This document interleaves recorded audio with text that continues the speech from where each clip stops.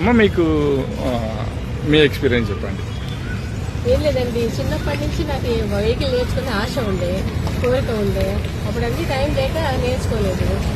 సరే యూట్యూబ్లో చూసాం మేము విజయ డ్రైవింగ్ స్కూల్ నుంచి. చూసిన తర్వాత ఓకే అనిపించింది, వచ్చి మాట్లాడినా. సార్ కూడా చాలా మంచి అతను, మాకు చెప్పిండు, నేర్చుకున్నారు. సైకిల్ అసలు నాకు సైకిల్ కూడా రాదు. సైకిల్ వచ్చేసింది, సైకిల్ లోపల నేను బైక్ కూడా నడపగలుగుతాను, స్కూటీ కూడా నడపగలుగుతాను. ఫుల్ హ్యాపీగా ఉంది. Thanks Vijaya driving. Welcome madam, thank you, congrats అమ్మా, ఆల్ ది బెస్ట్ మేడం. నేర్చుకోవాలి అనుకున్న వాళ్ళకి మీరు మా డ్రైవింగ్ స్కూల్ గురించి ఏం చెప్తున్నారు మేడం, చెప్పదలుచుకున్నాం?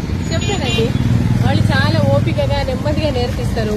ప్రతి చిన్న విషయాన్ని తీసుకోకుండా ఎంతో ఓపిక ఉన్న 2 పిల్లలు ఉన్నారు, వంశీ ఇంకో అబ్బాయి చందు వంశీ ఇద్దరు.